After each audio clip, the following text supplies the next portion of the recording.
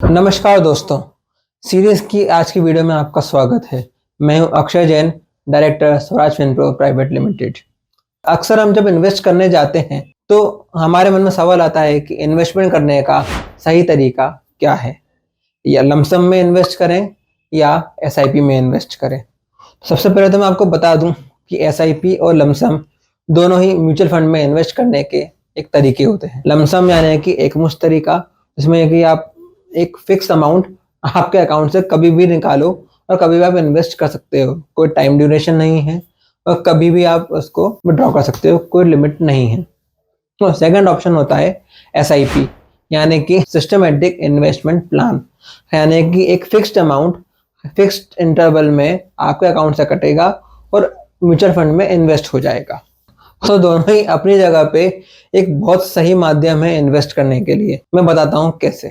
अब जबकि हमको मालूम है कि हमको म्यूचुअल फंड में इन्वेस्ट करना है, तो उसमें एक तरीका होता है लमसम। यदि आपके पास में आपके अकाउंट में एक बहुत सारा पैसा, बहुत बड़ा अमाउंट रखा हुआ है जिसको कि आप इन्वेस्ट करना चाहते हैं, लेकिन अपने सेविंग्स अकाउंट में रखे हुए हैं जहाँ पे आपको 2.5% 3% मिल रहा है, तो उससे बेहतर है कि आप पूरे पैसे को म्यूचुअल फंड में शिफ्ट करें, जहाँ पे आपको कम से कम एफडी से 2% ज्यादा रिटर्न तो मिलेगा ही मिलेगा। 10% से 12%, 15% या उससे ज्यादा भी आपको रिटर्न मिल सकता है यदि आप लंबी अवधि का प्लान लेके चलते हैं तो। अब दूसरा ऑप्शन आता है एसआईपी, यानी कि सिस्टमेटिक इन्वेस्टमेंट प्लान। वो आप तब चूज कर सकते हैं जब आपके पास में इन्वेस्ट करने के लिए इकट्ठा बहुत सारा पैसा नहीं है, लेकिन आपके पास में एक मंथली रेगुलर इनकम आ रही है। तो आप अपनी इनकम का कुछ पोर्शन या कुछ हिस्सा आप म्यूचुअल फंड में इन्वेस्ट कर सकते हैं, जो कि आपको लंबे समय में अच्छी ग्रोथ बना के देगा। अपन एसआईपी के जरिए एक अलग बेनिफिट ले सकते हैं, जिसमें आपको हर महीने के एक फिक्स तारीख को जो मार्केट के उतार चढ़ाव हैं उनका फायदा लेते हुए हमको इन्वेस्टमेंट करने का मौका मिलता है। दूसरा, हमको एक रेगुलर सेविंग बनती है, तो हमको एक डिसिप्लिन बन जाता है, मुझे पैसा सेव करना है। एक छोटे छोटे स्टेप्स करके अपन एक बड़ा कॉर्पस क्रिएट कर सकते हैं। तो है ना, दोनों चीजें फायदेमंद। दोनों ही तरह के इन्वेस्टमेंट ऑप्शन जो हैं अपनी अपनी जगह पे बेहतर हैं। इसमें ज्यादा बेहतर क्या है उसको आइडेंटिफाई करने के लिए एक बहुत अच्छा तरीका है जो मैं आपको आगे बता रहा हूँ। बने रहिए इस वीडियो में आखिरी तक। सबसे पहले तो आप अपना गोल तय करें कि आपका गोल है क्या। इन्वेस्टमेंट आप किस पर्पस के लिए करना चाहते हैं। हो सकता है आपको कार लेना हो, घर लेना हो, बच्चों की पढ़ाई, बच्चों की शादी, अपने रिटायरमेंट भी एक प्लान हो सकती है। पहले आप तय करें कि आपका प्लान क्या है।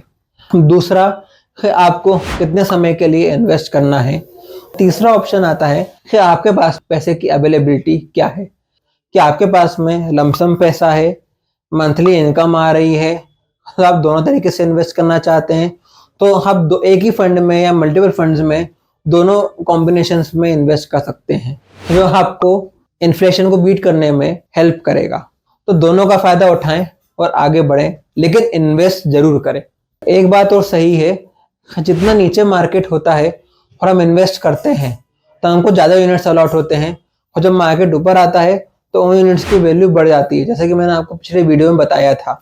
लेकिन इसका मतलब ये बिल्कुल नहीं है कि आप अपने लमसम पैसे को इन्वेस्ट करने के लिए मार्केट के नीचे आने का वेट करें या मार्केट को टाइम करने का वेट करें, क्योंकि मार्केट को टाइम करना लगभग नामुमकिन है किसी के लिए भी।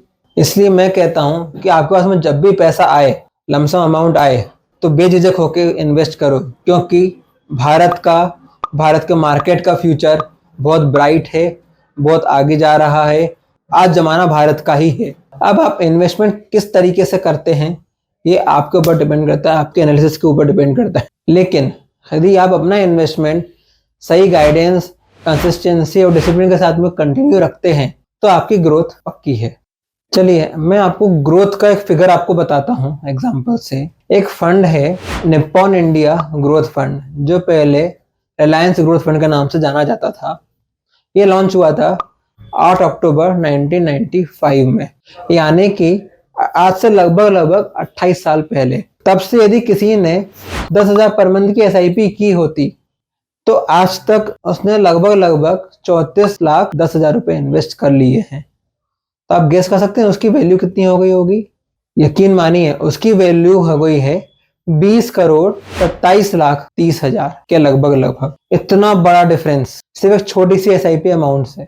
अब हम बात करते हैं लमसम की। यदि किसी ने उस समय सिर्फ एक बार 1995 में लमसम अमाउंट 1 लाख रुपए का डाला होता तो उस 1 लाख की वैल्यू आज की तारीख में कितनी हो गई होगी? Can you guess? उस 1 लाख की वैल्यू आज की तारीख में हो गई है 3,28,90,000 के लगभग। It is all possible just because of consistency and discipline. And सबसे इंपॉर्टेंट चीज होती है वो होता है पेशेंस। जब मार्केट ऊपर जाए तो हमें पेशेंस होना चाहिए। मैं प्रॉफिट बुकिंग ना कर लूँ, मैं पैसा निकाल ना लूँ। और जब मार्केट नीचे जाए तो मुझे पेशेंस होना चाहिए, मुझे भरोसा होना चाहिए कि मार्केट वापस ऊपर जाएगा और मैं पैनिक हो ना जाऊँ।